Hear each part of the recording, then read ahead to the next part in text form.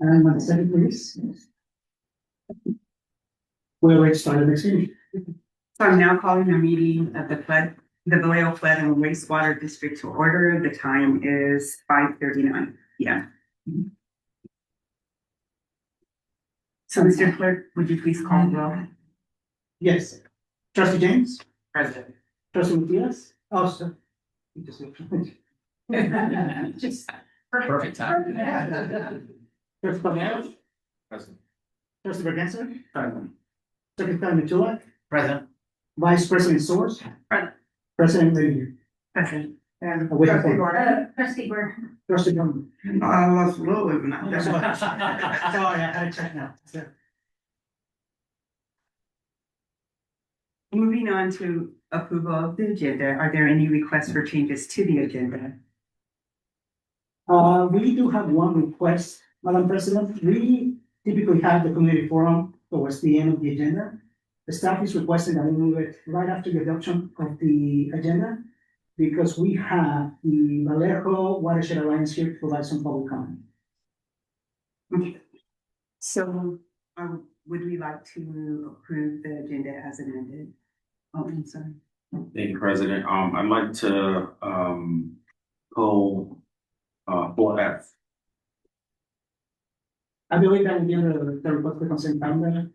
Also, we're not. Yeah, we're the full agenda. So we'll get to the consent calendar. You can.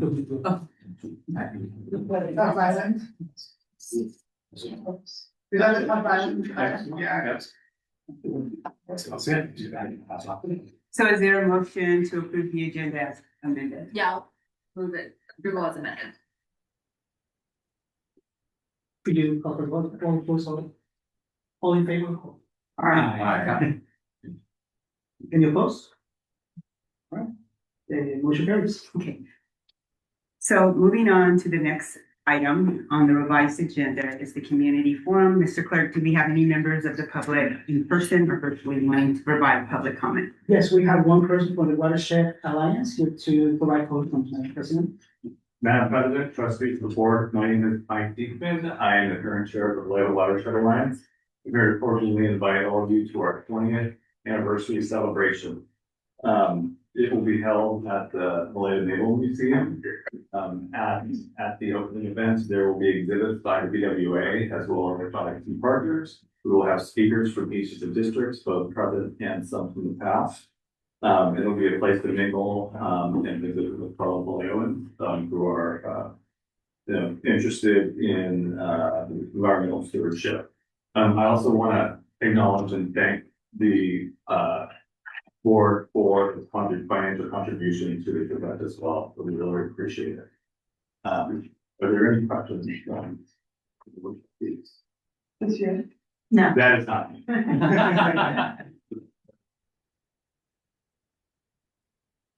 All right, I know Eddie was kind enough to have us playfully save the day parts by their place. Thank you for your time, and I hope to see you there. Thank you very much. And thank you. So we're moving on to our next agenda item, which is the consent calendar. Is there any public comment regarding the consent calendars? We have not received any, Madam President. Okay. Do we have any board members who would like to remove any items from the consent calendar for further discussion? Hi. President, so I would like to just pull, I thought it was just gonna be one, but now it's gonna be two. So E and F, please. Are there any other requests?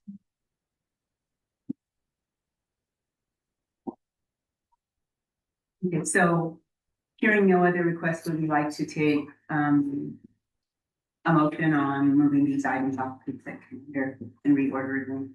No, we don't need to do that. So, yes, there will be 5.1, item 5, or item E will become 5.1, and item 5F will become 5.2.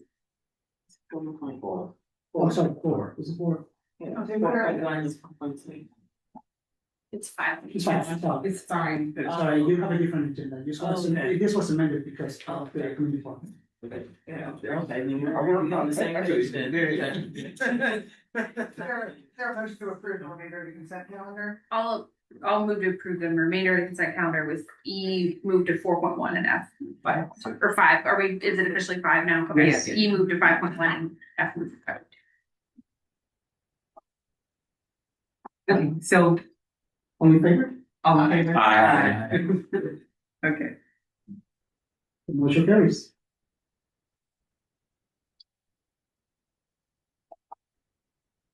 So we can move on to item 5.1, an informational item from the Island report.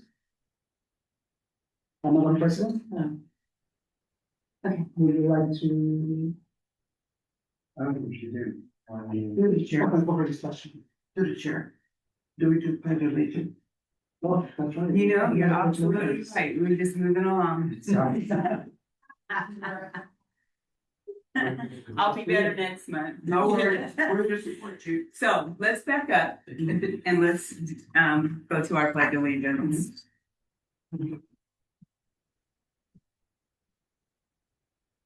Pledge allegiance to the flag of the United States of America and to the republic for which it stands, one nation, under God, indivisible, with liberty and justice for all.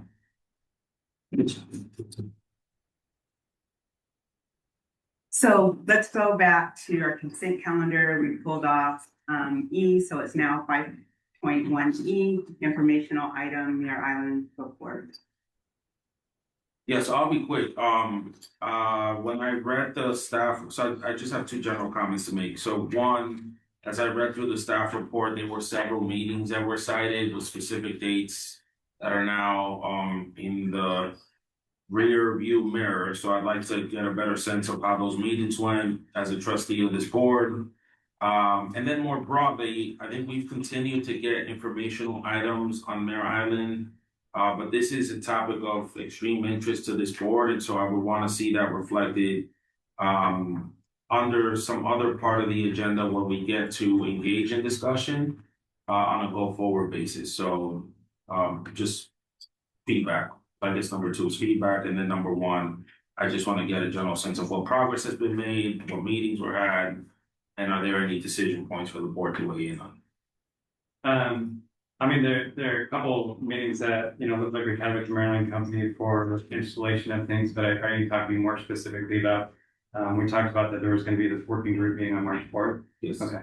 I mean, I can, or Trustee Palmeris can also provide an overview of it. For all the signatures. I mean, I can as well. Sure, I'll try it. Yeah, in the meeting, so it was Trustee Palmeris, Mayor Source, Vice President Source. And then we had Maryland company with Andrea was there, I think Dustin was there, and several people from the district.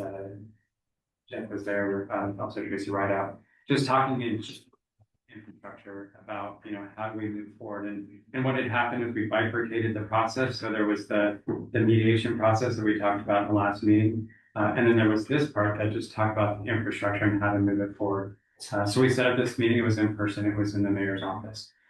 We had it there, the meeting basically, I think Trustee Palmeris had a lot of questions about what's happening, what's going on. The Maryland company was very specific that at first they had originally said that, the district was basically holding everything up more on Connolly corridor. I think Trustee Palmeris was pushing a little bit on Connolly corridor.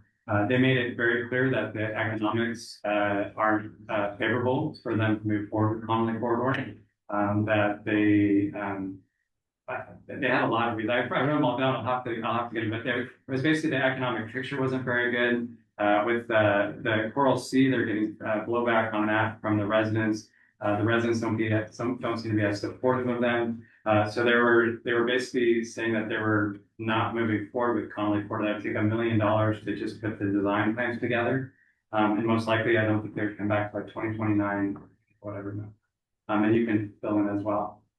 Yeah, so just putting on my council member hat on. Can I ask a real quick question? Because I think it's really important, and I just hear a lot of bleeding in this conversation, which is concerning to me. And are we talking on the district side, or was this a collective group, city and district, in terms of conversation? Or was this just specifically really district? Well, so this meeting was a collective meeting with the city, sorry, I forgot the city manager was there as well, for the first part. It was more of a working collective to look at what do we do about infrastructure. And so really just to get it started on infrastructure. But I mean, what it really came down to, I don't think the district really made many comments, because it was more of, my opinion, it was that the city working with Mare Island Company on what's happening with the DDA. I mean, what are you doing with Connolly Corridor? What's happening there? Oh, and Gillings was there as well. So if we're talking about this from a district hat, not a council hat, a district hat, what is it, what's important from a district perspective? I mean, Yeah. because we're sitting in the seat of the district, not Appreciate the city. it. Yeah, the most important thing for the district is that, as we talked about last time, it's the timing. The infrastructure is old, nothing's happening. The longer it waits, there's more maintenance, there's more work that needs to be done. And able to support the users that we have there makes it more difficult. So we're all about trying to get infrastructure done, try to make things happen. So when we hear about more delays, that's very concerning to the district. And so, you know, we are looking to the city about what's happening with development. I mean, what's happening with this developer? Are they going to make the schedule? What are they going to do about it? The second thing we did talk about is the 1.09 million that we did get and how we can best utilize that. And certainly our technical services director, Tracy, will be working with Dustin to try to figure out the best use of that to basically eliminate I-9 or to reduce I-9. So our biggest concern as a district is that it didn't look like anything's moving forward. Connolly Court doesn't look like it's moving forward anytime soon. And there's really not a lot of work happening there, which is concerning to the district because it means that all the infrastructure just sits out there and nothing's happening. So from a district perspective, what's the impact to the residents when you're talking about infrastructure? Yeah, the impact is that there's potentially more costs. There's more things we potentially have to fix until agreements are set up. There's more points of failure. There's more iron on the system. It means the iron is not going to get resolved. There's more flow in the system.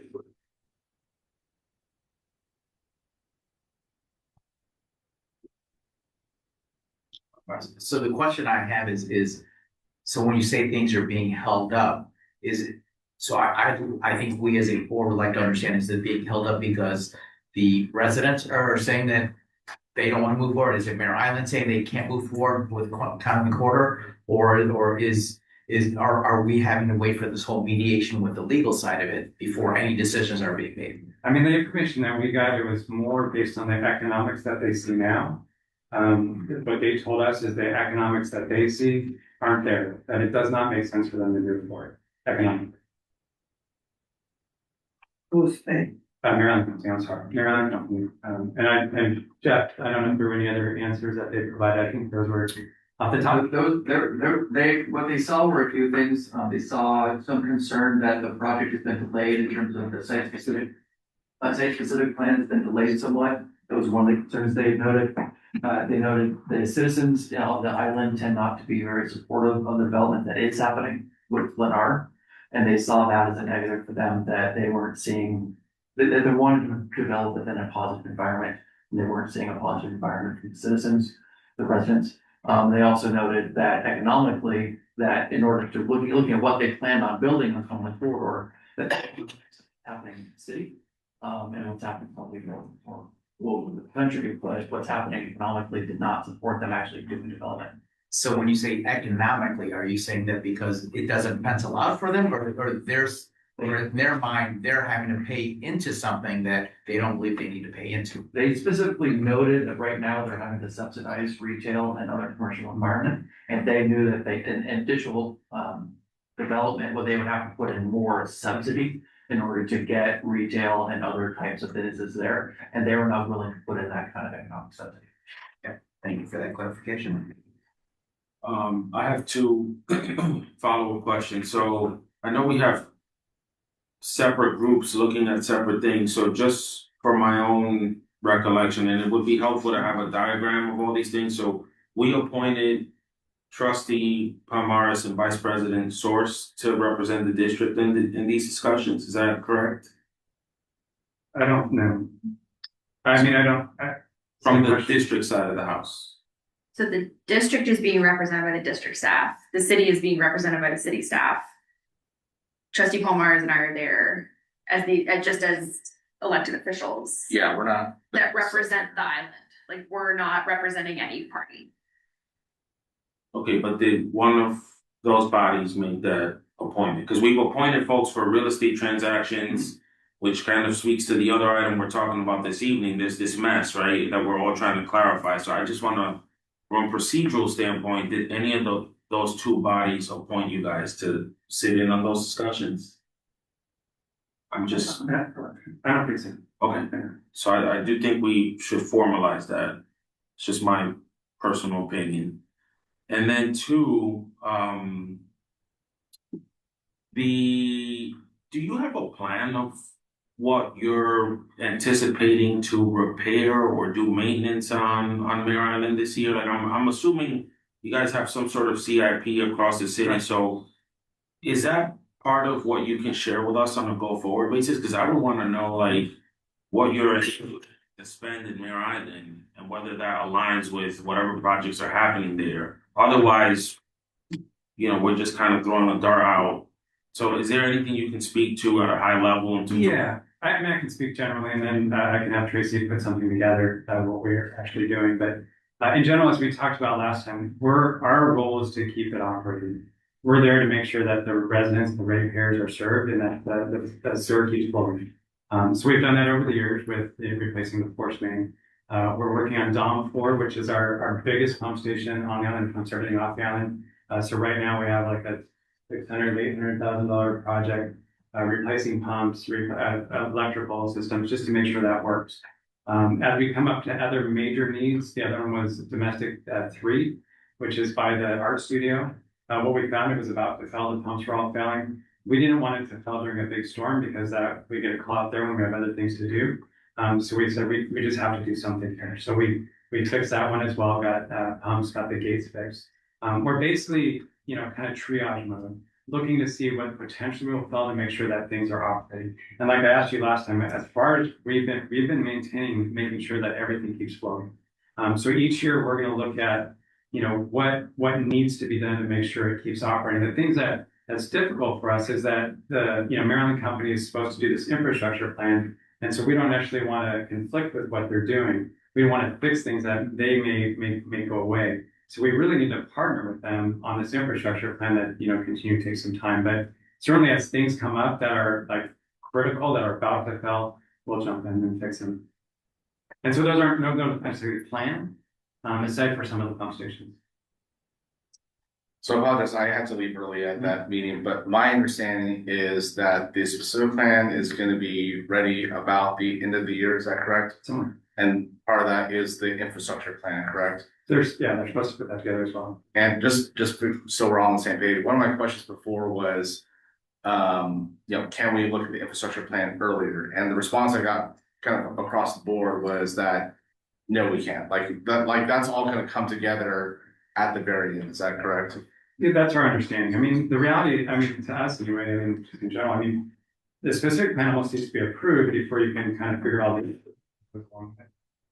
because you're kind of identifying all your industries that are going to go there, what water usage, what the wastewater usage, and then you're going to, put your infrastructure to satisfy what's in there. So they kind of go hand in hand, but they are working on their infrastructure plan. They have been working with us on that. But yeah, and that's why we're kind of in this no man's land. And that's why it's so important to schedule. The quicker they get things going, then we'll have a clear idea. Like you said, it's like, we're going to be working in this area. We can start fixing some of these things. Like Domate's, it's a lift station that causes a lot of problems. It was getting serving Factory OS. We know there's more that has to be done there, but if they're doing work in that area, then hey, we can get that fixed as well. Is that a pump station that's still going to be in use, or is there something else? Like, we don't want to put $500,000 in this pump station if it's going to go away. And we also, the other thing is, we have no agreements with Maryland Company to say, okay, well, if we do this, are you going to pay us back? Like, we don't have those agreements. So we're hoping, we're really rooting that, things are going to move forward, because we're kind of, and so the longer it takes, the more it hurts the district. Sorry, just a few more questions, if that's okay. So I can't remember if I brought this up, but if I didn't, what I'd like to see is that between now and December or whatever this will come back to us, identify some internal milestones so we know that at least they're making progress. Because I think it's a lot for myself and probably this board to say like, okay, well, let's wait till December. That's a lot, you know, but like if we can hang our hats on, hey, in April or June or whatever, like we expect to see this, or at least they're gonna start looking into whatever X is. And I assume there's an internal like checklist of, you know, if they're gonna do an infrastructure plan, there are certain things that they're gonna have to work on. And then if they don't work on them, that should alert some red flags, I would assume. So, I mean, and that's great. So, I mean, we're hitting the main issue for the district standpoint is that we have no control of the Maryland company. We have no agreements with them. Sure. Aside from paying us back on a Connolly quarter or anything that we do. So there's nothing we can do to say, hey, we want this infrastructure plan, we want this, we want that. We have no control of what they do. So is the next logical step then, and I don't know how this being concluded, but are we gonna come back again and have a real conversation about that agreement? Because I mean, one of the things I was pushing for was like, hey, we need to start looking into how we're financing this, right? It's more than just a few CFD dollars, right? It's gonna be a lot of money, so we still have to, even though the specific plan is way out there, it's still gonna be a lot, right? So I think we should have the conversation. So that's all to say, when is the next meeting? And in that meeting, we're gonna talk about financing, and if we're gonna talk about financing, are we also gonna talk about that agreement that you're trying to buy for, or we as a district are buying for? So the next meeting's already been set up, so First Wednesday of every month. Oh, that's right, first one. so it has been set up. I don't think an agenda's been set up, but we can certainly, work to get something on it. Yeah, I think the milestones and just at least have the conversation of the agreement. No promises made, but I mean, this is your chance to. Yeah, we Speak appreciate on that. that. We need help because we have Yeah. no control of it and we're kind of stuck and we're just trying to make sure everything keeps running. We're looking to the city to enforce the DDA and we're hearing from Maryland company that they're not going to do anything. So So I'm not sure what we can actually do aside from just participating in our That's what we're here for. No, I just wanted to clarify that we did not appoint anybody from this board there. It was supposed to be the staff, and that was a conversation at the city council meeting. So that conversation needs to be brought back to the city council meeting in regards to the city's representatives at this meeting, the triangular meeting. Like trustees? No, not trustees. We've always sent staff to the meetings, but there was a conversation about this particular meeting at city council. So that the conversation around who's going on behalf of who should be at the city council meeting versus this. I just wanted to clarify because for the record. And because the conversation that was had here, your recollection is that we were talking about mediation and we had discussed it at city and then it was discussed here, what does mediation look like, so forth and on, but there was no appointment from a trustee perspective in those meetings. Well, I don't think there's somebody on the city, like the city council side either that's been appointed. So nobody's been appointed to it. But they've been attending though. And that conversation happened at a city council meeting. Right, but that wasn't the mediation that they Correct. appointed. My understanding is is that the mayor and it was Palmer's district and said, hey, I want to do something. And so they're just trying to set up the meetings, but I don't think either one appointed anybody. We're just trying to get control. Yeah, so, sorry, through the chair. Well, so my understanding of this is the respective staff members and Maryland company are meeting to figure this out. Like, we're not, like, she and I are facilitating it. We're just there because it's my district and she's the mayor. So, I mean, I don't think I know that sounds like a sort of different color at that point, but how much do we need to bless off on this? This should be happening by Tuesday night in the city council chambers, not the district meeting. That's all I'm saying. Okay. Yeah. So my question is, so when I'm listening to you, Mark, you make it a clear understanding that it's Mare Island that's in charge and in full control of this infrastructure, the infrastructure portion of Mare Island. Am I hearing that correctly? They, as I said in the last meeting, they are, according to the DDA, which we didn't write, and we're not part of, the DDA clearly said that they're responsible to develop the island and develop all the infrastructure. And do we know where they stand in developing that infrastructure at this point? So they're working on the infrastructure plan. That's all I know. And we don't know what stage they're at, or I mean, I know they're working on it. But yeah, I mean, no one will have it done. I mean, no, I mean, because this is the type of information that we can reach out to Mare Island to find out For what sure. is where are they at, because because we've been frustrated as a board here is that this is a three-legged stool and we don't know who's running one part of it, and when something's holding it up, we don't know who to go to. So if we have that understanding that it's Mare Island, if they're in charge of the infrastructure and they're not moving forward with it, then at least we can ask that question. And kind of, so, I mean, you start in general, so as we talked about last time, we are operating the system, so we're making sure it's operating. The capital cost that is changing out and to support development is Mare Island Company based on the DDAs. And that's the part that we didn't have control of.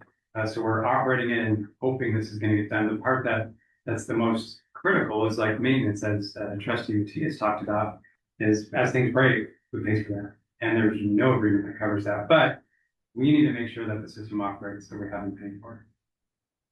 So from the mediation standpoint of it, have we even begun that process to where the city, the district and Mare Island are in conversation at least? We did have a talk with the lawyers, the day before the staff meeting, and we agreed to move forward on a mediation plan. The city attorney gave me a couple of names and we investigated as mediators. We're gonna give the city attorneys a counter proposal on mediators, because I think we may have identified somebody might be a little bit more effective. So we did have a discussion. I think it was a very civil discussion. It was positive, and I think we agreed that that's the path we would use going forward. We don't have that person hired yet, but it is in process. I appreciate that, because I think what we have been frustrated is we're not seeing we haven't seen progress for a while. And as long as we can see something's moving forward, at least we can continue to at least ask questions of the appropriate agencies to find out that what's the holdup, if there is a holdup. Thank you for that. And I will just say, it is in my court to give the city attorney a couple of other options right now, but she did provide this to us, and so we are moving it forward. Appreciate that. Thank you. Yeah, I'll just clarify that I mean, it's difficult again with two different bodies. I think my vision, and I can't speak for Trustee Paul Mars, but I think we're on the same page, is that it's important that the staff of the two agencies represent the two agencies, and that the duplicative council/board members not be defined to represent one agency or another. Our involvement, the way that I saw it, was nothing was happening. And so elected officials needed to intervene to convene. And as the representatives of Mare Island, it made sense for us to be that convening. Personally, I don't think it would be productive to do any specific appointment, because we would have to literally create a subcommittee. We'd then have a Brown Act subcommittee. The purpose is just to move the engineering forward. And we actually had a few conversations in the meeting about, we set a monthly time. Not everyone's going to attend every time. And Trustee Paul Mars and I probably won't attend every time, but we basically, if I am thinking about the best use of our role, it's what we did a few weeks ago. When we hit a snag, we take it to the body that needs to make a decision. Like, we were hitting a snag, so we took it to the city council and said, we recommend that the council intervene right now. And we can do the same with Mark for the board. Say like, hey, there might be action needed at this particular juncture. There might be action needed from elected officials. So we're going to make sure that staff are held accountable for bringing back to the elected officials. And I think from the perspective of VFWD, I mean, I can say that the team has been really responsive, really receptive. Conversations with Mare Island Company have gone well. The district is responsive. So if Mare Island Company submits Connolly Corridor, the district will respond. Otherwise, the districts can't do anything. Like, if Mare Island Company submits Connolly, then the district jumps in. Same thing with the infrastructure plan. The district is going to work with Mare Island Company on the infrastructure plan, but so is the city. So it's really, there is a conversation that has to happen at the city council. And I think it's going to happen I want to say next month. But that's sort of my perspective on the meetings. I think if things had been moving swiftly, we wouldn't have had to start doing this, but this intervention was necessary, and I think it was pretty collectively determined that it was necessary, given that the two agencies really weren't talking to each other. To the chair, I just double down on that. So that's how it started, and just so we're all kind of warm and fuzzy on this, is that the vice president slash mayor and I, we're not convening the meeting. Like, this is your meeting, actually. Like, this, but the district is convening that meeting. Isn't that I correct? did the first one, the Yeah. second one. We might rotate the Right. convener, but yeah. But it's not either of us. Yeah, we right? So- hosted it. I hosted it in this space, but yeah, we didn't convene it. We didn't set the Yeah, agenda. so we don't have to like figure out like what happened on it. It's like, this is district's meeting. We're there. Like, if we're not there, it's still gonna happen anyway. So. Thank you, Chair. I'll just close with this. So I hear you guys, and I think we've been having some variation of the same conversation for 14 months now. And I'll just voice from my personal vantage point, like, I don't feel like we've been making progress. I'm very concerned because, like, we got one body looking at real estate transactions.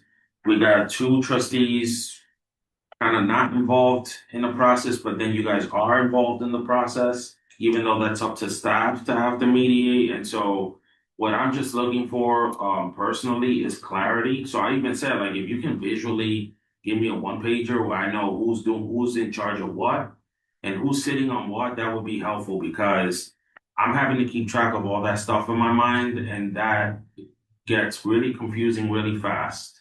One, and then two, I do feel like the district, and this is part of the reason why we're also talking about item 5 today. You can't go into that meeting representing multiple entities because there's different motivations. Like Mark has been saying that for 14 months. So if you're representing the district, from the district's vantage point, I would think that they want to keep their costs down. They don't want to lay down more pipe and have to pay for it. They want the developer to have to do that in alignment with the agreement. Whereas like the city has another role to play in that. They may want to be like, you know what, maybe we want to chip in and get this across the finish line. Like, the district doesn't have that type of flexibility. And if you're going in representing both of those hats into that mediation, then you're gonna get the whole process fuzzy up. So I do think we need to have reps if we're gonna get elected officials involved. If we're not, then they need to figure that stuff out on their own. But if we are in the room, then there needs to be representation from both bodies. Because there are different motivations at play. I'd like to chime in. I think the roles need to be bifurcated. I agree with what was just said. And if, I don't know who the convener is of the meetings. It really should be between the three organizations. And if it's that you want to pop in and just hear the meeting, that's a different story, but it really should be in a place where it's neutral. It has nothing to do with the elected officials, and that information is brought back respectively to each different board and council. And what I would like to say from a district hat perspective is something that Trustee Palmares brought forward, and Matthias, is that, what is the capital improvement plan? But on top of that, how are you going to ensure that this district is reimbursed? You're not laying pipe on it wastefully. I mean, so if I'm wearing a hat here, those are the things that I'm concerned about. And those are the things that, from my perspective in the next meeting, that's a conversation that you should be able to come back and have with this board. Because I'm concerned in this spot about how the district is performing and nothing else. It's as simple as that. This is what this role is requiring of me. So I want to know, what is our CPI? I want to know what is it that, you talk about DOM 8, you talk about DOM 4, And, what is the cost for all of this? And what does it mean to the residents and the commitment to the residents around this operation? Because that's who is important in this work here in this district. And how are you going to be reimbursed? What are the agreements that you're making with Mare Island Company around those agreements outside of, you said you have an agreement around Conley Quarter, but what about everything else? Because that's what matters in this space, nothing else. So I'd like to understand how those conversations go. I think the board, we need to know that and what those expenditures are and the impact to the residents around the infrastructure. And then how are you going to get buy-in, which came about regarding those milestones that you all can come to get us down to the finish line of what that infrastructure plan is going to look like? And, what's pressing us for that data and that information, and what's going to be the agreement around that data. So those are my thoughts. And to trustee Matias's point, the fact that we spent half an hour talking about this is definitely not a consent calendar item in my mind. That this should be agendized under the administrative items on the monthly basis moving forward.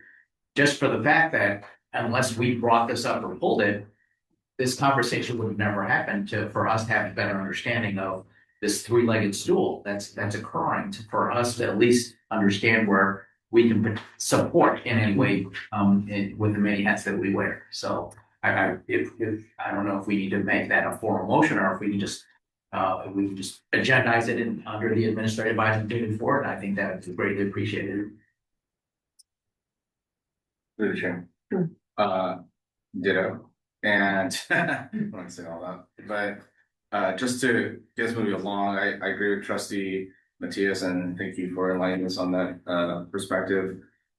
So in order to move us forward, what is the path for assigning or appointing at least a trustee to representing the district? Can we do that now, or do we have to agendize that for a vote later? It's not an action It really, if it had been discussed in the report, then I think I would be comfortable, but it really wasn't. It might be helpful, and we can talk about it right now. I'm not clear, because I heard one person on the board say you very purposely didn't want to have someone segregated and identified as the Mare Island person, but it sounds like you're saying that you do want to have someone who's like the Mare Island point person. Do I understand that correctly? I've been swayed, so yes, I think it's the latter now. I think it'd be nice to just have us in neat little boxes. So, I personally would like to just represent the city when I'm there at these meetings. But I could see how that could introduce a lot of bias if I wasn't compartmentalized like that. So, yeah, I feel like we need to have different folks with different hats. Good chair. Rita, Yes, ma'am. so at the initial committee that you were both at, I'm assuming that you were there just as a support, so I heard you say whether your vote was there or not, the meeting would have conveyed. So did any of you weigh in any way, shape, or form, or you just mostly listening? I'll be honest with you, I came in there thinking, also finally through the chair, we're not doing It's it fine, right. go. It's fine that. But I was like, oh, I'm gonna be a fly on the wall. And I immediately interjected a lot. So I know myself enough that I'm gonna weigh in and if I see something not working, I'm gonna try and fix it. So it's to happen. So that's why I think it's a good idea for us to have that compartmentalization. Yeah. So it sounds like the next month we would bring an item to, maybe put that in to potentially have somebody kind of appointed and we could vote on that potentially. The one thing that the other part that we need to work on is like, I'm still trying to figure out the action that we can take. I mean, we have no power on this at all. The only thing we have power for is what the vice president said is that If they submit comment order, we provide comment. If they submit an infrastructure plan, we provide comment. We're not part of the DDA, we're not part of any other agreement with the city. So we have no power over the developer at all. So we can talk here about, hey, if we need to meet together, we need to do something, but I'm certainly open for ideas on how to do that. The reason that usually they come to a meeting is when they electly say, hey, we need you to get together. Because otherwise they haven't really responded with as much unless there's something that was just really needed. The part that they have been responsive to is $1.09 million. Just we got that, you know, from Kevin Mendy in the appropriation that yes, we want to work together to use that money wisely. We're not the land use. Correct. We're not the land use authority, and so I think it's a little, it is. I'm trying to understand as well, if I may say so, Madam Chair, is that I'm not sure where we have agency here, because it's so narrow, and then I think to some extent, we're respondents, not proactive, agents here. We typically respond when the city puts together a development plan or a developer comes and proposes a plan, and then we comment on it in terms of how it fits in the remainder of the system. So I think it's a little bit difficult, I don't need to speak for you, but to understand what role you would like us to play here. I'll let the vice president speak first and then I'll come back to that statement. Yeah, I'm still, I mean, I don't think it's necessary. I think the big issue is that if we divide hats, whoever takes the VFWD hat is gonna be potentially in a conflict on the city side, and vice versa. And that is why the two of us, as we have our districts, our constituency includes Mare Island. That is the reason that we've been involved, is because we represent the constituents, the residents of Mare Island. If we want to do anything beyond that, I think there needs to be a very clear reason why a person is needed. Like the real estate subcommittee was needed because there was a legal piece where people had to go into closed session and get privileged information. So it was necessary to split up. If there is a specific function that is not able to be done by staff. Like personally, I think the VFWD staff have done a fantastic job representing the interest of the district at those meetings. And I don't think I think if something is needed from the board, they'll come to the board. And I don't see the value in potentially conflicting out a city council member on Mare Island issues and picking them off individually. And then I think the two of us, we represent the island. So we're always going to be involved in this stuff because we represent the residents on the island. Well, but I don't think that unless there's a specific thing that needs a formal subcommittee with very specific activities, personally, I think the process should continue. And there's some conversations that need to happen on the city side. So to the vice president, I just have a quick question to you. So are you guys not conflicting yourselves out when we're having Mare Island items come up before the councils, given that you sit on this board and you're also voting on stuff here? Because otherwise we've been, no. I haven't been involved. There's specific items that I'm in the room for, and then there are items that I'm not in the room for on the city side. So I guess what I'm asking is, why wouldn't you guys be conflicted out, but then the rest of us would be conflicted out if we appointed someone from the district to just sit in on these meetings? Because you're talking about somebody sitting on the meetings specifically to represent the district. That's the issue, is when you say this person is there with this hat and this person is there with that hat. So I have another situation where I'm on two boards that are often conflicted with each other with transportation. And the second that I put on one hat, I have to take off the other hat. But I sit on plenty of meetings with both staff of both agencies. That's the same session they we've been do. having, which Yeah. is coming forward with administrative 5A is that same issue. Yeah. So either it's one way or the other. So either we can sit on both boards and we can be the city council and we can be in the board of trustees, or we can't. So you're negating the discussion for 5A because you're saying we don't need to worry about that because we're not conflicted out. We can wear both hats. So I'm confused to this whole discussion. The conflict, as I see it, and folks can disagree with me and do something different. As I see it, the conflict comes when there's a legal conflict. The reason to reconstitute the board would be in the event that there's a legal dispute between the two agencies, which there may very well be on the infrastructure ownership, which is why the mediation is happening without the involvement of any elected officials at the moment. So that there's still a need to reconstitute the board, getting involved on an issue pertinent to two different agencies, as I see it, doesn't conflict. Otherwise, we would all be conflicted out. So I'm gonna say this, if you don't want to be conflicted out, then I see no reason why you both convene, you were helpers and conveners of this meeting. You should not convene, you should not be helpers.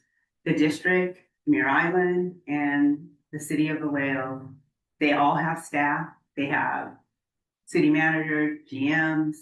They are responsible to then put those meetings together and go to their respective places and say, here are the things that we need from you, board or city council. And if we can keep it that pure, then that's how it should be. Because normally the staff are doing the work and the boards are not in the middle of all this, in the middle of everything. They're running operations and you're setting policy. And if you can't get there, then it's raised and it becomes a discussion, whether it's closed session or open session, about what's needed. So the real question is, can that be done? You guys have to make a decision about, is that going to be done? And it's not about, yes, we know that the mayor represents the entire city and you have District 4 and you're concerned about those issues, but how are you going to hold this is the real question. Yeah, so I probably don't flip-flop a little bit, because good point, Vice President. But so I guess to that end, I think we should start some like red lines for ourselves. Like, we shouldn't be giving direction, And we're not. right? Yeah, and like, I think you shouldn't be attending. I agree with the president. well, I mean, if we could I'm going to I just want to spitball this, but like, if we're not giving direction and everything that's been discussed is also shared with everyone else, so But you don't have any you don't special report knowledge. out to any of us. We had to come to this meeting and ask. This meeting happened 2 or 3 weeks ago. Yeah, And we've not heard a single word from either side. sure, and I want to work on that. So I mean, so we can have a better process where we're all in the know about what's going on. We're not giving direction. If you want to give us some questions for us to ask and make sure that they're asked, we could do that. But I mean, that's a way. So we're not trying to potentially conflict ourselves out, and we're still kind of keeping our integrity here. But I think that in itself says the conflict right there, because if you're taking direction for any of us, then you're.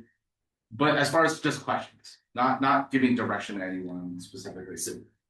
So this kind of gets to the crux of what my whole question of where are we at in this mediation process, because we've gotten to this point because there's been different interpretation, different understandings of all this contract stuff. So until all of that is mediated or resolved, we're still going to be running in the circle because we're still pointing the fingers at different agencies. So in my mind, that's why, for me, it's until we get to that mediation or the legalese take its course, we're going to be going around in circles to no end.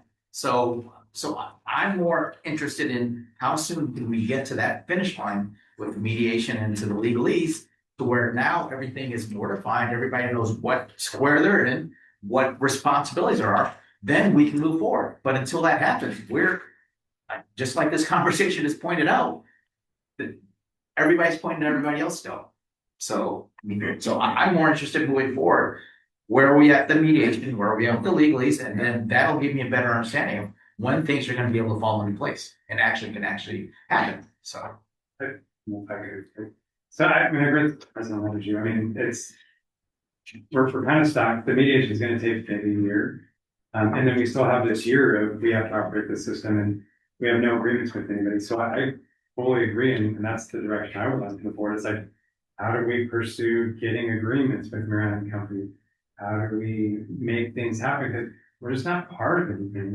We're just the wastewater agency. I can't control the developer until they submit something. And so we are in this no man's land until they start submitting things. There's nothing we can do. So I mean, I'd love to bring something back here of how I can push them to enter into some agreements with us. But I don't know how I can. I'm gonna let trustee Gordon go first. Will you say something? So, I appreciate, what what the president pointed out. For years, there has been an entity of how you work something. We are the policy movers, we're the directors. Me, I'm a fixer, I get it. Me, I want to fix everything. But if I'm going on behalf of the board and I didn't get your 4 votes to do so, I feel like I'm out of line. I cannot speak for you all without your permission because we are a board of 7. And I am a fixer though. I want to go fix it, but I have to remember I'm not that advocate. I am a representative of 7. And well, in this particular case, yeah, right. So, but I'm just saying, but whether I'm wearing my city hat, just as I was at a meeting the other day and I was asked some legal questions about a lawsuit that is here. And I said, I cannot speak on that because 1, it hasn't came to us. 2, you didn't give me permission to do that. So I just, that we, I cannot speak on behalf of that. So, but for years, it's been happening. How long have you been in the system, sir? How long have you been there? That, how long has this been here? Mayor, Yeah, I mean, the district. that's 50, Exactly. 75 years. And we have never had to do that before. And so, yes, it can get sticky. I mean, I wear a lot of hats in different places, but I have to remember that's why I got a trunk. Take one hat off, put the other one up. So I feel of us separating each other, it is not helpful, in my opinion. I really do appreciate the fact that we are here as a unit because we represent every part of the city and every part of the city pays into this. Keep that in mind, number 1. Number 2, we're charter. We are a charter and we have to keep that in mind as well. Thank you for letting me share my thoughts. Thank you, Chair. So in the interest of moving along, I would recommend we just kind of save this conversation because we're gonna have to vote for this anyway at a later time. So if we could agendize that for, or another agenda, and we could talk about whether we should, and if we decide to, like who we should be. But also, to General Manager Tonko's point, if, so I hear that, we don't have any leverage without that agreement. So maybe it's a good idea, we also agendize having a discussion on what are the levers that we could pull, what are the strategic levers that we could pull, keeping my district hat on, that we do to get to that point. And then you could probably give a brief on like some ideas you're kicking around and, we can have some feedback and see what we could get from there. That sound like maybe an action plan for? No, absolutely. Okay. So can we make a motion? It's an information, but the motion to actually, Yes. Or do you not need a motion? We don't need a motion if you want to agendize at the next meeting. What I was, Okay, I just wrote wanna- down was, when I put Mayor Island Committee or point person, consideration of whether to appoint a Mayor Island Committee or point person, does that sound right? Mhm. And then, the other item was, considering, I think it's areas of leverage or. Yeah, strategic leverage is our term to use. I think I like the operational costs, things like that. So we Yeah. need to determine how we can recoup potential operational costs to maintain the infrastructure on Mare Island until such time receiving an infrastructure plan. Because this is about residents and we have an obligation to, but we also have an obligation to be fiscally responsible as well. So that. Yep. We're not making a motion, we're just receiving direction in order to bring it back. We'll have a broadly worded agenda item ready. The next agenda. Will give us the room to have a more fulsome discussion and vote on potential action. I appreciate that. Is that all right? Thank you. So if we're all in agreement, we'll move to 5.2 F. I'm sorry, 5.2 F. Thank you, Thank you, President. So that second item was the approval of the professional services agreement with this engineering design services firm. I think this was the item where I saw a reference to a flood safety plan. And that you guys started developing, I don't know, 8 or 9 years ago, I'm not sure. But I haven't seen that as a board member, and it would be helpful to just have that shared out. It doesn't need to be a presentation, it can be over email. So I would be in favor just of approving that, provided the general manager would share that flood safety plan, whether it's complete or wherever it is. I want to get a better sense of it, just as a board member. And briefly explain, Tubbs Island, it's not our general flood work, this is this is where we store our fire, where we farm our biosolids. I understand. Okay. Yeah, but there was a reference to a flood safety plan that we've been paying for, and I have no knowledge of as a sitting board member, so I just want to get a better sense of it. We've been developing a flood safety plan for specific to Tubbs Island, and it's in its very final draft stages. So once it's complete, we think we can make that available to the review. And what's the timeline on that? We just got a new safety manager, so as soon as he's up to speed on it, we'll be ready to finalize it. So it's at its 10 stages. Yeah, That's Natalie Braden, she's our senior. Thank you. thank you.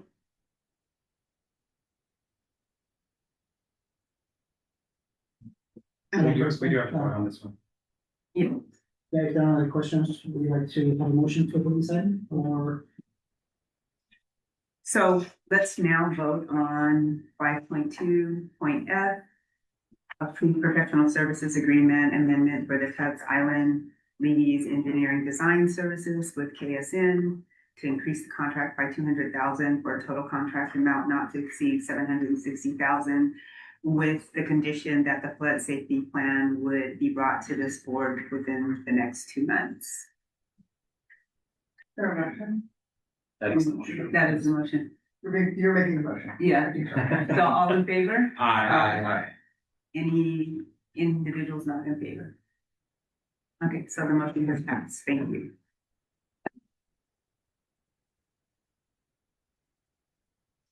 Okay, so moving on to the next item on the agenda, which is administrative items. General Manager Tomko, would you please announce the item? Sure, so this is basically resolution 2026-6166, sponsoring or supporting legislation to change the district board's composition. I will turn it over to our general counsel. Introduce it. All right, this item is coming before you as a result of the request of Trustee James, who raised this issue at a prior meeting. We've detailed in the past, and it's indeed come up again tonight, issues of conflict that arise between the district's board and the city council. If I can play off with a prior statement made by the vice president, one of the critical issues that arises is the ability to have confidential attorney-client discussions when there are conflicts between these two entities. If, for example, we go into closed session and I, as your attorney, give you advice that's adverse to the city, you cannot physically, you cannot separate your brain and then go to a city council meeting, go into closed session and hear about the same thing. That has been an issue that's been plaguing this body for a while. And on top of that, there are the attorney-client privilege conflicts we've been talking about indeed tonight and repeatedly over the last, I would say, few years. The solution that was proposed by Trustee James has been written up here, and it would provide for a return to the structure of this board that existed between the 1950s and 1995. That structure would be to have 2 members of the board of supervisors, 2 members of the city council, and then a 5th member that would be appointed by those 4 members. So in common parlance, we talk about this as a 2-2-1 approach. We have 2-2-1 approaches throughout the state. And there's another option, which would be a 1-1-1 approach, where you have 1 from each agency and then those 2 people appointing. But the tradition that was here prior to the current standard was a 2-2-1 approach. So we have proposed it to your board in that manner. This is obviously for discussion. We did prepare a resolution to that effect. this can be modified at the board's discretion, but the idea behind this is that this resolution would then, you could, take it to a legislator and ask for that legislator to offer legislation that would, provide for this change in law. I also mentioned that the Lake Flood and Wastewater District Act is, we are, what's called the Orphan Act. We are the only agency that's subject to it, so we would not be changing, you know, water district law across the state, flood control district law across the state. It would just be for the enabling legislation that creates our agency alone. And typically legislators are much more willing to do that because it again only affects the one agency. So with that, I present it for your consideration and discussion, and I'm happy to answer any questions. Through the chair. As we see tonight, like there's gonna be ongoing conflicts between the city and the district. And for us to be able to effectively move forward and also, I think, strengthen the relationship between the district and the city, it would be best if this board is an independent body from, city council.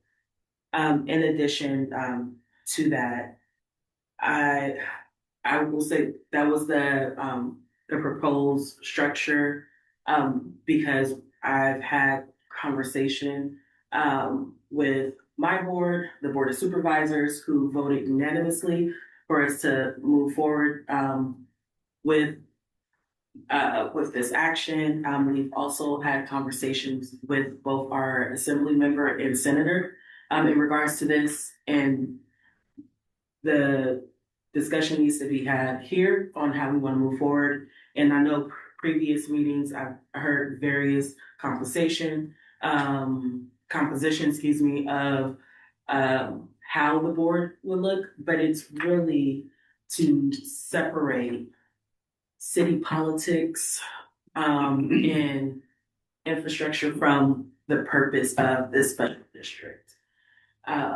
And that's like to the point earlier when I stated like that was a conversation at city council, and oftentimes the conversations get intertwined within this board. So revising this board would ensure that we still have broad representation, that we are thinking of this special district and how we serve the city moving forward, and also including those who are independent ratepayers.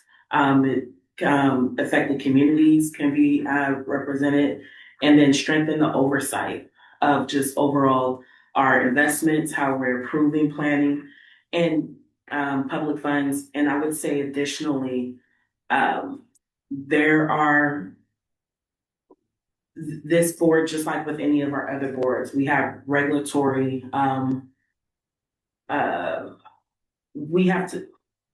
we have to meet standards, regulatory standards, and we need to be able to move forward effectively. So I will close it out. Well, that's my statement for now, but thank you, Chair. You know what I'm talking about. I agree with your comments. I think that personally, I'm tired of all the finger pointing, and I don't want to be a part of both boards. So I appreciate the discussion. I would give comment that I don't feel, it doesn't sit in my stomach right to have an equal representation of the county and the city on this board, because it's all of the city. The county really doesn't have, there's a very small portion of our population that is in the unincorporated portion. So I would propose, if I may propose, that we have 2 council members and 1 supervisor, but then 2 members at large, perhaps 1 from the unincorporated and 1 from the city. So that the body is more representative of the users of the district, not of the county.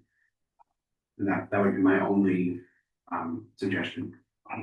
And I'm open to that as well. And just also, I know there's a small number of folks that live in unincorporated, but I just want us to be mindful of the Solano Fairgrounds, Solano County Fairgrounds, that's unincorporated, really, and has a direct impact rate with this. So, and that's for the record. Yeah, and I would also, I guess I'll amend my own suggestion that we would hope that we would have a representative from each, but if we can't find somebody from the unincorporated, then we would have 2 city representatives for the term, so that we're not having a vacant seat because we can't find somebody from the unincorporated because it's such a small population. May I just make a comment on that, if I may? One of the discussion points that I had as a former supervisor was that when it comes to the county versus the city, the distinction really has only to do with land use control. The truth is that all of the city of Vallejo is within the county. I get And that. so- just so there's an overlay. So you could either look at it as two separate physical areas from a land use perspective, or you could look at it as an overlay, so that really the county also represents all of the city. And so I think it's fair to your city council member as well, but that there's two ways to look at that. And I think that's part of the reason why it was looked at that way in the prior setup. And I'm not just. Right, but also I just wanna be clear. that prior setup was, obviously there was issues, and they switched it to be the city council with a couple of the supervisors. So obviously, I mean, none of us were there, but obviously there was conflicts or issues with that setup as well. So I didn't want to repeat that, maybe we try something different completely. So I'm not in favor of having equal representation of the county and the city on this board. Yeah, totally appreciate you bringing this item forward, trustee James, and, I'm in full agreement with trustee Bragenzer. For reasons I don't wanna spend time on this evening, I'm not in favor of equal representation or equal power of the county and the city. Maybe in the future that can change for me personally, but not at this moment, so I would be in favor of your proposal. Yeah, I agree. I like that proposal, and I think the key piece that accomplishes is I think all the board members should reside in the district. I think it doesn't matter if it's unincorporated or city of Blair or whatever, but there should be, all the board members should reside in the district. By definition, there's always going to be at least one supervisor that resides in a district. There might be two at a given time, but at least it has to pull from that. I agree. That sounds good. Oh, sorry, trustee Gordon had her hand, sorry. Thank you. You touched on some points. So let's say, for example, Supervisor James, Trustee James, because she lives in Vallejo, she's gonna protect Vallejo. If we have somebody who don't live in Vallejo, the reason, if you look at the history, which I did read on it when this was being introduced to us, right now, the way the funds go, it doesn't go to the city of Vallejo. It doesn't come here. It goes through the county. Am I correct? Can you clarify that a little bit, So, please? well, that's the way Jeff wants to talk about it, just to be clear. If you're talking about our sewer use charges. User fees, yeah. User fees, about 90% of the district's revenue comes through the county through assessment. It's not technically through the county. The county doesn't record it as revenue and it's send it back to us. They collect it just on our behalf on the tax roll, but the county has no legal right to that money. It's completely ours. Do they get any percentage of it at all? We pay them 1% as a fee in order to do that collection. So, and that piece to me is important because we as a city, the reason why we took it back the way we did is because the city was feeling like they were losing control. And so that is why we conveyed back into this entity that we are seeing today. I read on the history of it. So me and myself personally, I find it understandable, but I feel that we're grown-ups and we wear different hats, and therefore I'm not in favor of it, period. I like the seat that we sit on because, like I said, we all channel what's important to us, and how we decide to relay it back, it may be different per district. You see, at large, different story. But now that we are district representation of each other, we have to look at that. So what may be important to you in your district may not be as much mine, where it may be in his. So we have to think about that as well as we think about this some more. So again, if we were at large, different story. But because we're not, I think it's important that we continue to sit here and just, and I don't know about any of you, but we've all wear different hats. You know, wherever we go, and I'm grown up, and my integrity is more important than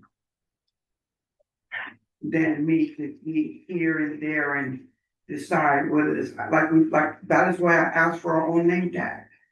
Because I know how to separate that. Right? So I feel like it would not behoove us to do this. And look at it as a charter point of view as well. The reason that we're separate from the county is because we have to protect the city of Vallejo. That's why we are chartered. The Vallejo School District, they're chartered. because they want to control their funds. So just think about that. I ask you to think about that. Nothing against the county at all. But there's a reason why we are who we are today. Thank you for sharing thoughts. So maybe, Ms. Collins could answer this again. So the 221, how is that laid out again? We could change it to what we call 212. So right now, the proposal on the board is for 2 members from the city council, 2 members from the board of supervisors, and then 1 member at large who would be appointed by a majority of the 4 electives. Okay, and then I'm hearing from trustee Braganza, it's 2 trustees From the city, from the city, One and from- 1 supervisor. and then 2 appointees, so we call it a 212. Oh, 2 appointees from that, okay, 2 residents. 2 resident appointees who would sit at large. And the caveat of the mayor that the supervisor is the resident of the layout. So that the board of supervisors can't put a different supervisor from somewhere else in the county than y'all know. And that's currently the structure. I would think so, but I just want to make sure that's No, covered. for the record, it's currently the structure, Yeah. is that the primary could be either from District 1 or District 2, Yes. as those 2 districts represent Yes. Vallejo. And that was due to the alternate. And I pulled up the AB 1388 from February 24th, 1995. Yeah. So that. I figured that, but I just want to make Yes. sure it was very clear that the representative from the county would be a. Yes. We can include that in the proposed. Mhm. legislation. Trustee James, did Supervisor Brown chime in on this? Did she have a preference for either one of this? No, the Board of Supervisors unanimously allowed me to move forward with Okay, this in the best way. The next part was to have the conversation at this district. but if it were to be 2 supervisors, I mean, she would naturally be the other supervisor now? Mhm. Okay, Or whoever, District 2. sure, yeah. Okay, Are there any more comments from the board? Okay, so I'd like to now open this opportunity to the public. We don't have any members of the public, and we have not received any comments online. Madam President. Through the chair. Yeah. I recommend that we allow some time where we can make sure that the public is aware of this. To make sure that they really are, trying to get into this, have some leeway into this as well. So how do you propose that? I would just make sure that we put it, this is kind of hard for me to put it in words without, seeming argumentative. But I think that it's important that the community is aware of what we're proposing, because I have a feeling they're not gonna wanna do this. And if they do it, I think they'd rather have more of us than less of us. So to our council and general manager, just hearing this request in general, when you're making changes, how are you noticing the community? When you're making big changes, so forth and on, this is why I asked, what would be her proposal, making the suggestion? So what would that potentially look like in this instance? Generally, it's like putting it on our agenda like we did today. But if we did additional more notification, what potentially would that look like? Like what it go on there. Billing statement. I mean, well, there are billing statements, but I mean, the only thing you could do is put in the Blair Weekly, maybe. If that reaches some people, the only thing we have is a newsletter that goes out quarterly. That goes to all of it. Mhm. But the 72 hours that we provide for anything, any action on here, I mean, that is the method. And I wanted to ask you a question, because I read on this in our charter, how we got on this board.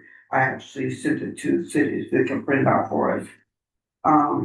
Can we make sure with our legal team, how does this look within the charter? Like how this got convened? So Just, I don't, so again, I don't want to conflate city and this board. That's really important.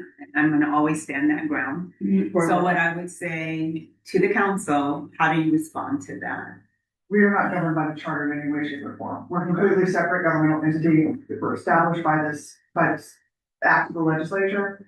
And the charter doesn't have any influence on how this organization is structured. And This is to understand. I would say there are other opportunities for the public to be involved in terms of talking to the state legislator that might carry the bill. Just because this board says we would like to ask the legislature to change this, it would still need to go through the legislative process. It would still need to be authored and carried by a legislator, voted on both houses and signed by the governor. So there would still be a relatively long tail before this would become effective. Through the chair, and there is a time frame on this. So this needs to be presented to either house before June of this year. Otherwise, we would have to wait until next year to submit this resolution or bill.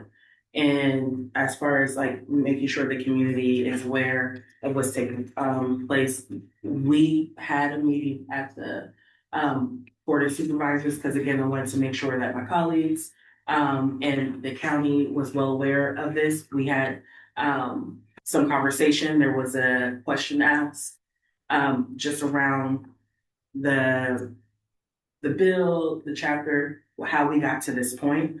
And because I sit on this body as a district, I brought it up in the meeting for us to have this conversation to move forward. And in addition to that meeting with either senator or assembly member, when they do submit it, there will be opportunity for testimony at the state level. And then we can also, and if we have all interacted with our assembly member and senator, where you can submit your comments to them directly. They also have district staff that are heavily, the assembly members, staff person attends city council meetings on a frequent basis and is available. The senator staff has an office on Virginia Street. And we can make this open also. If I step out of this role as a district trustee and into the supervisor, there is a year-long community engagement series where we have been going to each of the city council districts and having conversations around updates of what's taking place at the county level and at the city level and in the framework of what's happening in below it. So there's already been, and I've held as a supervisor, already held two. One with Councilmember Matias and the other with Vice Mayor Matulek. And again, having the conversation in community. And then we also do a recap of the conversation that has taken place. And then so stepping back into this role, again, it's just making sure that we can govern effectively and could get the city, we know the city of Vallejo, there's going to be a lot of changes. A lot of, I hear you about the priority of the city council's economic development.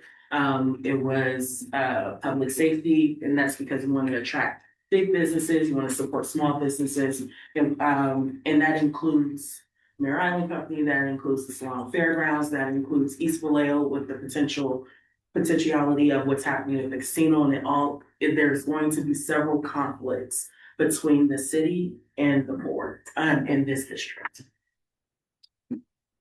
But there has been a lot of communication, I would say, with the community. Thank you. So, I mean, I would be in favor of any motions from you, trustee, for to move this forward. I will raise one point because I raised the same issue on the council side. And so this is feedback to the two of you primarily, not to you. I always have an issue whenever I see certain items flying by really fast and others running by really slow. So I wanted a few items to come on the agenda this month. And you guys asked me, what are you going to put on the agenda? What are you trying to accomplish? I don't know what the process is, but I do want clarity because I don't wanna feel like I have to. I would wanna make sure that if I have an item that I would like to consider, that it be addressed on a timely basis and that I'm not experiencing roadblocks. I saw this flew by and there's a lot of pieces that have been set in stone and that's amazing. I'm supportive of it. But just in terms of other items that I think we would all wanna see addressed, I would like for there to be clarity on what the process is, who make those calls, and make sure that that's formalized. So that's sort of procedurally, because I'm a process guy. I want to see that clarity on a go forward basis, not just here, but the other hats that I wear. So with that, so I got. So I'm gonna say this. Um, we will have clarity in process because process is important to me. And the GM and I have sat together one time and we are going to have consistent meetings as we progress. And so we will track those items and make sure that to the best of our ability with staff, in collaboration, make sure that we're bringing things forward. And if we find that there's a delay, communicate that delay and why that delay is so that this board is aware of that and where we project that that particular item will show up on the agenda. So give me a moment to cement this relationship. I hear you and I fully understand and I respect that request. It's very important to me as well. And I just want to stop a moment because I definitely wanted to take the time to address Trustee Borden's question because community engagement is important. And as stated, there is a long line in terms of how communication and implementation happens in this process. And so I think what will be helpful, and perhaps Trustee James, we could work with in particular the member's office about once it's introduced, where are those trigger points and be very clear. And it can be put in potentially the quarterly newsletter, and we can find some other ways of communicating it out so that there is that sense and felt accomplishment that there was real attempts, deep attempts at extra community engagement in this process. Would that be fine? I appreciate that. I think what bothered me here was, and again, it's no disrespect to Supervisor James. If I was a advocate, I would probably be over here and saying, I thought we just talked about just putting this on the agenda to discuss. But now I see we have a resolution, right? So somewhere in the process, it didn't seem like it was a process to here. And I think that was kind of frustration on my part. Again, I just know I heard when we talked about it to put on the agenda, but I didn't know it was going to come back in this form where we didn't really vote on anything. Yes, go ahead and put that opportunity and see if we can get a resolution to the supervisor. Does that make sense? Yes, Supervisor James? and I could say this was ongoing since October. And I meet with my county council and county administrator on a frequent basis. And this was one of my items that I brought to them in regards to what was taking place and how I could be a more effective supervisor for the first district and then also overall for the city of Vallejo. And I worked with my county council because this isn't the first time this issue has been brought up in the district. The previous supervisor, former supervisor Hannigan, had brought this up as an issue. So they already had language written from prior to us sitting on the board. And I worked with the county council up until the time that she left in December. And for the county side, we don't have a two-step process. We could agendize something at a meeting and they will put it on the next meeting. And that was my request of the county administrator. And again, I went through my channels because I didn't want to get ahead of my board. And then and bringing it back here, this came up in December. I actually wanted it to be on the agenda, to be honest, in January. But I did wait because we had the strategic plan. There was, we had to do the GM, performance eval. There was other things, that were taking place. So now that it is March and this whole time, my office has been meeting regularly with, our state legislators just to keep them up to date. And, it's the timeline and the reason why, we needed to get this done before June is because we're trying to meet the state deadline. So that's there's been a lot of work through my office and through with working with the county administrator and the county council in regards to the language. But the language was there prior to this request because this has been a repeated request. To the chair, on my last part. So thank you for sharing. I appreciate that. So I spoke to other council members and they was not in favor. They said they didn't seem to be a problem until it became a Mare Island issue. But I can name them for the record, but it seemed like they were always able to work this out, especially because we were meeting initially at council, remember? So this is new for us being here. But the three that I spoke to from past were not in favor of this. Hence the why it didn't move forward before. And so I appreciate you sharing now. Thank you for that extra information. And then the severity of the time, the significance of the time frame. But thank you. Just a quick question for the supervisor, or for trustee James is, what is the turnaround time for the assembly member or the senator to get the certified, knowing that June is that deadline? What is their turnaround of once we get this resolution move forward? Because it sounds like we're almost behind 8 months. We missed the deadline, so.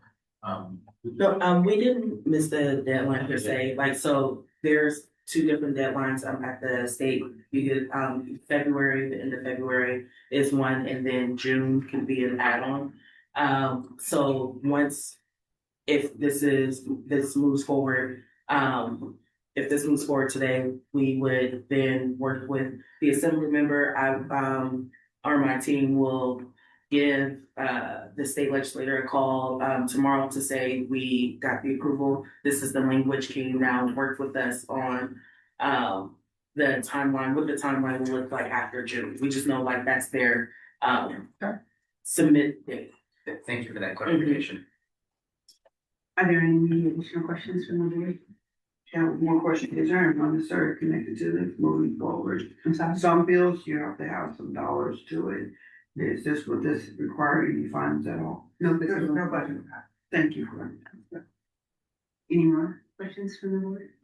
Okay, so with that, Vice President, would you like to make a motion, please? Yeah, I'll move for approval of resolution 2026-6166, sponsoring or supporting legislation to change the district board's composition with the adjustment from trustee Bergenser that it be 212 instead of 221, and that all the board members reside in the district. So Is that sufficient? yes, if it would be all right with you, I've written a revised version. Would you like me to read that before? Perfect, yeah. The vote? So we would change item C, which says that by this resolution to sponsor legislation to amend the enabling act to, I would say, just change the board's composition instead of return to the previous structure. And then section 1 would read as follows: the board hereby supports sponsoring state legislation to change the board's composition to 5 trustees, 2 trustees from the Vallejo City Council, 1 trustee from the Solano County Board of Supervisors, whose district is within this district, and 2 at-large trustees selected by the board, each of which trustees must be a resident of the district and neither a Vallejo City Council member nor a Solano County Supervisor. Is that sufficient? That sounds good to me. All right, thank you. Trustee James? Hold on, please. Sorry. Through the chair, can I just double check to make sure around like the language? Because we've been working closely with the state legislature. And if I can have. Mayor, Just, Yeah. sorry, forgive me, I think what I heard was from trustee vice president's source was that supervisor reside within the district, which could potentially be District 2 as We well. represent, I'm sorry, it would Yeah. be the supervisor whose district is within the Vallejo flood and wastewater. But I think it was more so if they reside in Vallejo, because District 2 could technically reside in Vallejo as well. At some point in the future. Well, I'm open to either one, so currently. I just wanted to clarify, that's all. Currently as it's stated, it's either the supervisor from District 1 or District 2. We could be more specific and say it's a supervisor, it's still a supervisor from District 1 or District 2, but instead of whose district includes Vallejo, it's who resides in the district. We could change that, and I would be supportive of that. So I think they need to reside in the district. Yeah, let's They add need, that. they need to live in Vallejo, regardless if they're District 2 or District 1 That- supervisors at There's no county issue with that, level, right? they have to live in Vallejo, and I think that's what was clearly stated. So I'll amend my motion to just change the little language we just talked about. And just as clarity, does this board of supervisors do an alternate as well as the primary for this board? We do alternate. So the alternate also must live, so it would be the two, is that possible? What if there, I don't know if there's any possibility that the supervisor could represent that district and also not live within this district. I'm concerned that we're maybe splitting. No, I mean, like, my issue is like, for instance, if you're the primary, but you could have somebody from District 5 be the alternate for this commission. So the way that the board has the language set up is that it is primary should be someone from District 1 or District 2. The alternate should be someone from District 1 or District 2 because Vallejo is within. So it's sort of, I'm actually, it is the two, it's just either the primary, second. And we can provide that the primary reside in the district. Yes, yeah. I'm agreeing to that. Yeah, And then the alternate will most Will likely be the other remain one. District 2. yeah, it'll be the other one. So it'll still be somebody that represents Vallejo, but it may be somebody that doesn't. Yeah. Claire, do you have? Yeah, I'm just trying to figure out where to write it. I'm so sorry. I appreciate that. It gives me some confidence to make sure that Vallejo does not lose its force. That's one. Yeah. May I say to the chair? Yeah. Because that's what my concern is, that we don't lose our force. And people start judging, and next thing you know, we lose our power. And then other people are controlling, and then we wanna know why Vallejo look like District 6. That's my worry. So, like I say, with respect to the member from Swan County Board of Supervisors, the primary trustee must live within, The city limits of Vallejo. Their district boundaries, yeah, I think within district boundaries. yeah, within district. Only Nice the and clear. flood wastewater Yeah. district, yeah. Yeah. Yeah, Yeah. And an Not alternate, not the county. let's do District 2. and an alternate, trustee, must, may be appointed. Representative. Must represent. District. That would be District 2. Well, the supervisorial designations may change over time, so I'm uncomfortable saying 1 or 2. Yes. Under redistricting, these things can change, so I Oh, I was see what you're saying. comfortable if we described it. as- Whoever represents Vallejo. Well, and the supervisors may vote to have District 2 be the primary and District 1 be the secondary, but Mhm. we don't have control of that. Okay, Yeah. Yeah. Yeah, so I'm hearing right, so the secondary will be their district overlaps with the boundary, at least overlaps with the boundary but of need not, the district boundary. but need not live within Yes, the district. yeah, that'll be the second.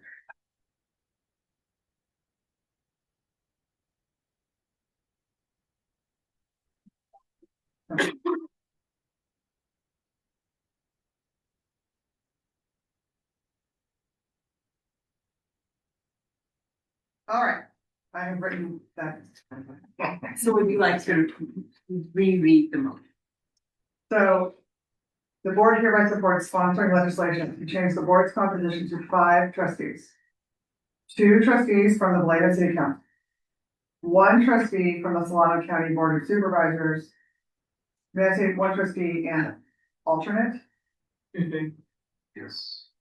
And we'd appoint an alternate from the city too, from the council too. Yeah, Does that need to be in there? yeah, I agree. Like, for example, Mayor, when you're out, you have 200% You're share. on sole sorority as well, yeah. The problem you have with that is, well, I guess, you have a big enough council, it's not a big deal. Yeah, So you could say 2 trustees and an alternate. yeah, Okay. From the Bland City Council, 1 trustee and an alternate from the Solana County Board of Supervisors, and 2 at-large trustees selected by the board, each of which trustees must be a resident of the district and neither a Bland City Council member nor Solana County Supervisor. With respect to the member from the Solana County Board of Supervisors, the primary trustee must live within the district, and the alternate trustee,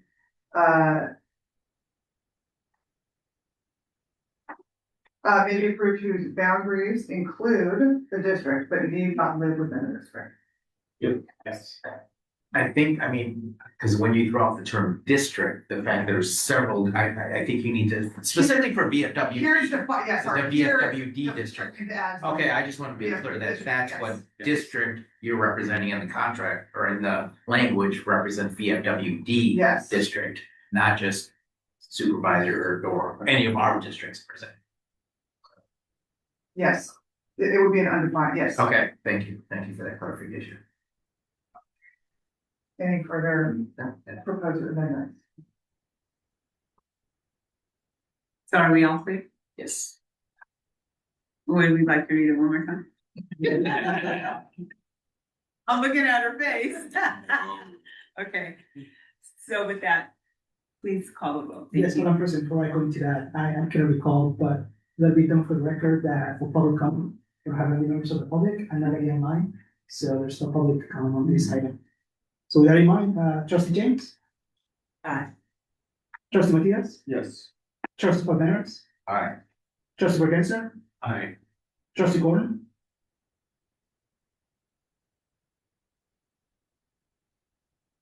Aye. Secretary Matula? Aye. Vice President Source? And President Reddick. The motion carries 8-0. So with that, we'll move on to our next agenda item, which is the general manager's report.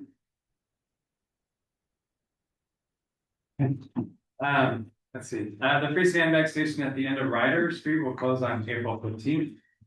January and February were no spill months, from the collection system. It's a great start to 2026, so no sewer spills.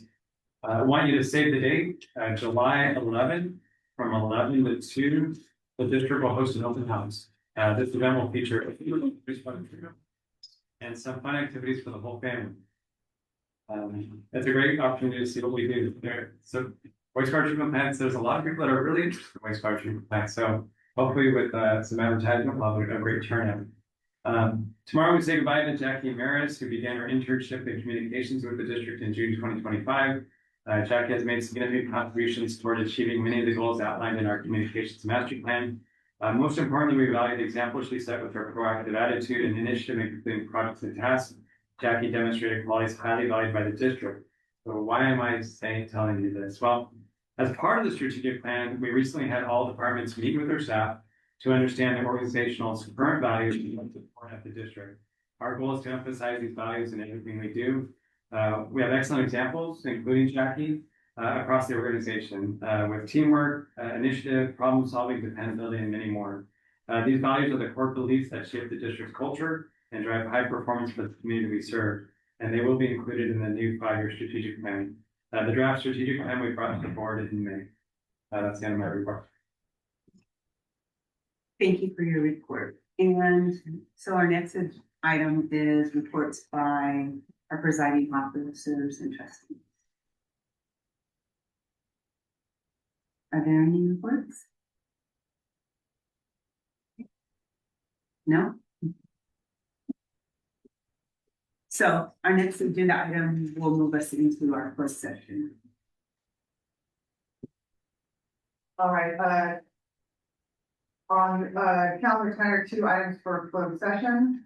The, public employee performance evaluation of the government code 54927 regarding general manager and labor negotiators with respect to general manager. Now last time on the agenda for any public comments to be made, either in person or online. Are there any public comments? We got none online, and All right, and if so, then, now would be the time for us to convene a closed session to remain in this room and we can. Thank you.